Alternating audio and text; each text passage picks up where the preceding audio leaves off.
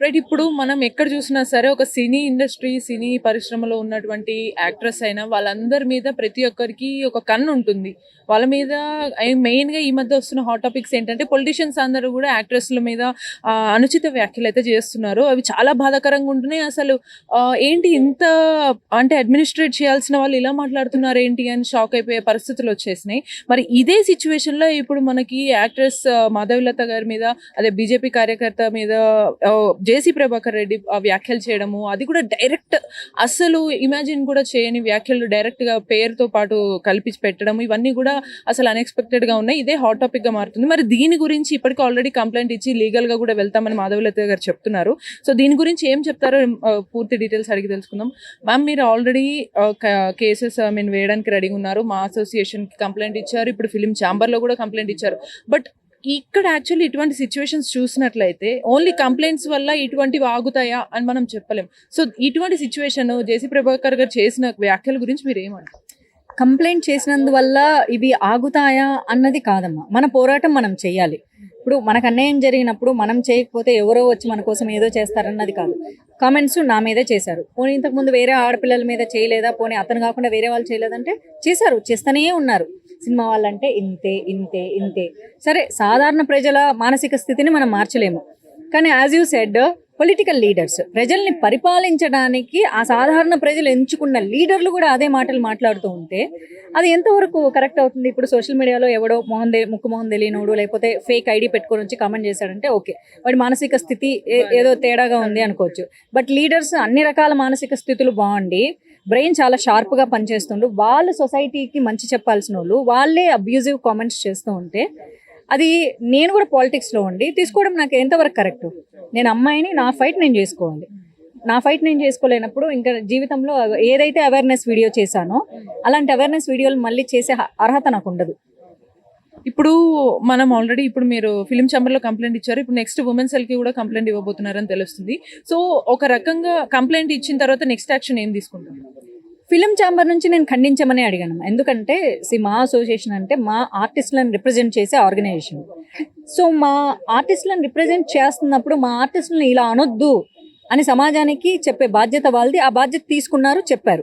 నాకు I'm very happy. ఇంకా స్ట్రాంగ్గా నేను అంత స్ట్రాంగ్గా స్పందిస్తారు అనుకోలేదు. ఎక్కువ డిలే కూడా లేదు, ఇవాళ రేపు అట్లా ఏం చెప్పలేదు. విత్ ఇన్ సెకండ్స్లో ఫోన్ ఎత్తడం జరిగింది. సో హాలిడేస్ ఉండడం వల్ల సంక్రాంతి హాలిడేస్ ఈరోజు రమ్మనడం జరిగింది అని చెప్పిన టైంకి షార్ప్ తీసుకున్నారు, మాట్లాడారు, స్పందించారు, అంతే.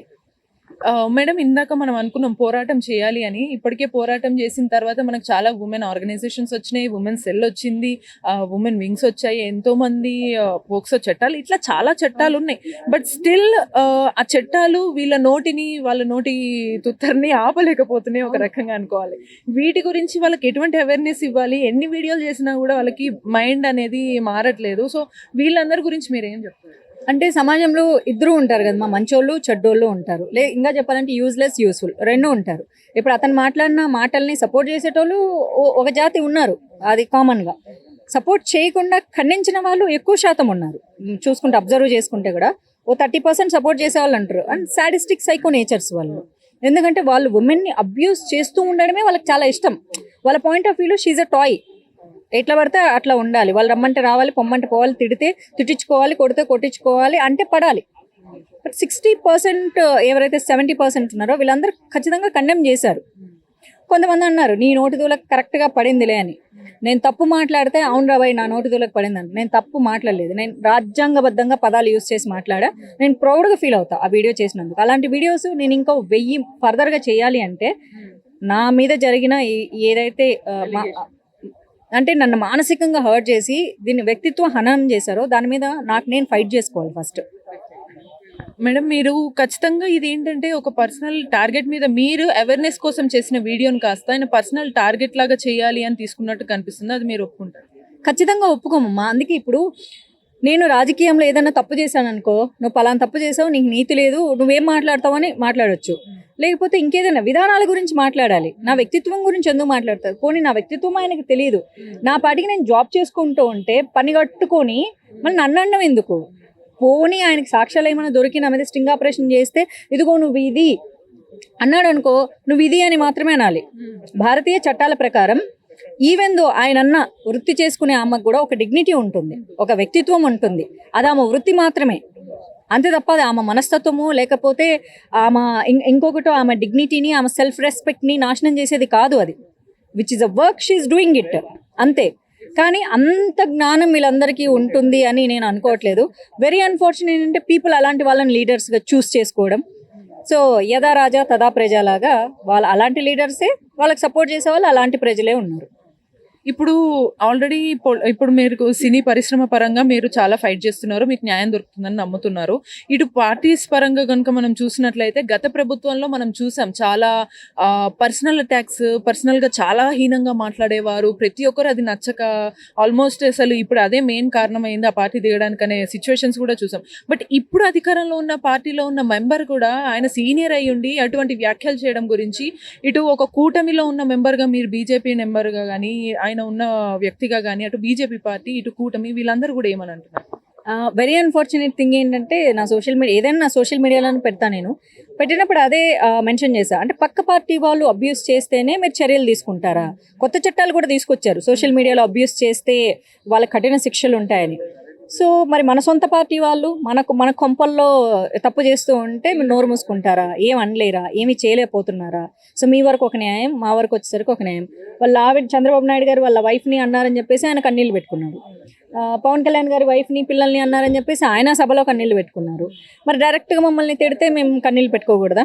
అంటే వాళ్ళకి మాత్రమే మనస్సు ఉంటుంది, వాళ్ళది మాత్రమే బాధ, మాది కాదా? సో ఖచ్చితంగా ఎప్పుడైతే ఖండించాలి.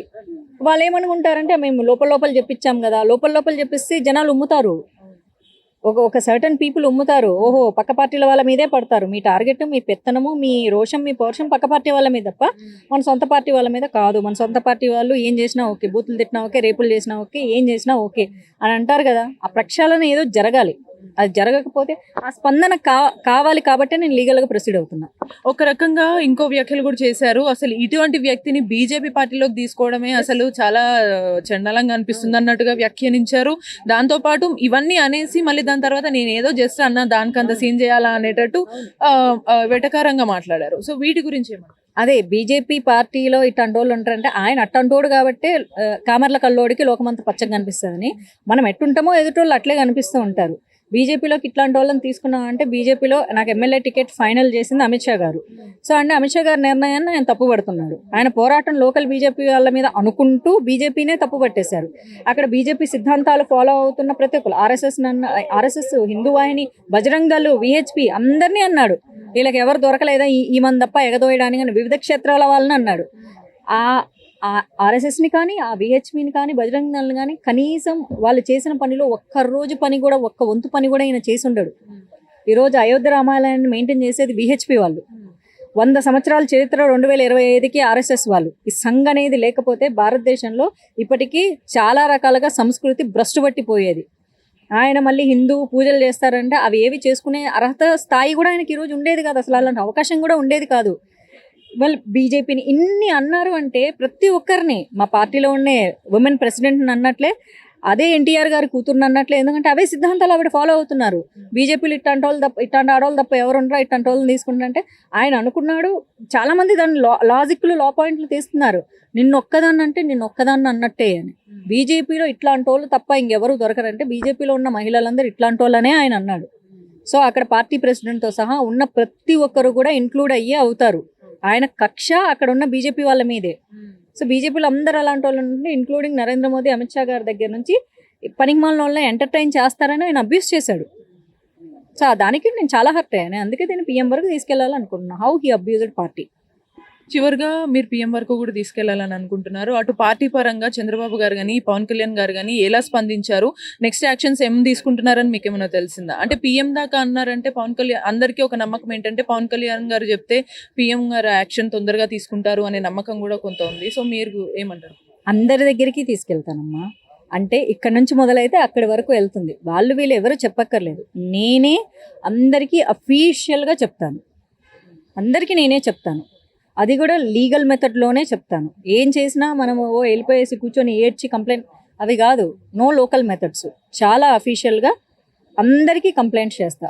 చంద్రబాబు నాయుడు గారా, పవన్ కళ్యాణ్ గారా, లేకపోతే అనిత గారు అండ్ మా పురంధేశ్వరి గారు, మోడీ గారు, అమిత్ షా గారు, నడ్డా గారు, ప్రతి ఒక్కరి దగ్గరికి ఈ ఇష్యూని నేను తీసుకెళ్తాను. ఇంకొక చిన్న చివరి క్వశ్చన్ ఏంటంటే, ఇందాక మీరు అన్నారు 2021లో జరిగిన ఇష్యూ వల్ల ఫ్యామిలీ కోసం నేను మధ్యలో 2 years ఆగిపోవాల్సి వచ్చిందని. ఈసారి కూడా అటువంటి ఒకవేళ ప్రెషర్ కానీ ఇంకేమైనా ఇబ్బందులు పెడితే మీరు సీరియస్గా ఫైట్ చేయడానికి ఈసారి సిద్ధంగా ఉన్నట్టుగా అనిపిస్తుంది. అది నిజమా? ఈసారి అయితే నేను డెఫినెట్గా రెడీ అయిపోయాను. ఎందుకంటే ఇప్పుడు నేను చేయబోయే ఈ లీగల్ ఫైట్లో they are very dangerous people. నా లైఫ్కి నాకు థ్రెట్ ఉంది. But this time I don't want to leave. ఎందుకంటే నేను ఆల్మోస్ట్ 2.5 సంవత్సరాలు నేను గ్యాప్ తీసుకోవడం వల్ల పొలిటికల్గా అందరూ ఈ అమ్మాయి పార్టీలో లేదు, వెళ్ళిపోయింది, డిజపియర్ అయిపోయింది, ఏం లేదు అనుకున్నారు. కానీ ఎండ్ ఆఫ్ ద డే అందరికీ ఫ్యామిలీ ఉన్నట్టు నాకు family. I have a very beautiful family. మా అమ్మ, నాన్న, అన్నలు, వదనలు, పిల్లలు, మొత్తం మేము 11 మంది మీ కుటుంబంలో. వాళ్ళ హ్యాపీనెస్ కూడా నాకు చాలా చాలా ఇంపార్టెంట్. వాళ్ళు హర్ట్ అయ్యారు కాబట్టి నేను గ్యాప్ తీసుకున్నా. కానీ మళ్ళీ మళ్ళీ హర్ట్ చేస్తూ ఉంటే మళ్ళీ నా కెరీర్ని నేను బ్రేక్ చేసుకోలేను కదా, అంతే. అండ్ మీకు రియల్గా జస్టిస్ దొరకాలి అని కూడా మేము వెయిట్ చేస్తున్నాము. సో చూసారు కదా, ఇక్కడ బుద్ధి మారకపోతే ఏ న్యాయం కూడా మనకు జరగదు అని అయితే మనకు అర్థమవుతుంది. ఫైనల్గా ఇప్పుడున్న సిచ్యువేషన్స్లో పొలిటీషియన్స్ వీళ్ళందరూ కూడా హీరోయిన్స్ మీద కానీ ఎక్కువ మీద యాక్ట్రెసెస్ మీద అనుచిత వ్యాఖ్యలు అయితే చేస్తున్నారు. అవన్నీ కూడా మనము ఖండించాల్సిన విషయం. ఈ సిచ్యువేషన్స్లో ఇట్లాంటి అడ్మినిస్ట్రేటింగ్ సిచ్యువేషన్లో ఉండే లీడర్స్ అందరూ కూడా ఈ వ్యాఖ్యలు చేయడాన్ని పబ్లిక్ ఖచ్చితంగా ఖండించాలి. ఎందుకంటే వాళ్ళని మనమే ఎన్నుకునేది అని అయితే మాధవీలత గారి ద్వారా మనకు అర్థమవుతుంది. సో ఇది ఇవాల్టి న్యూస్ అప్డేట్స్. మరిన్ని అప్డేట్స్ కోసం కీప్ వాచింగ్ TFPC. నేను మీ భవ్య సైనింగ్ ఆఫ్.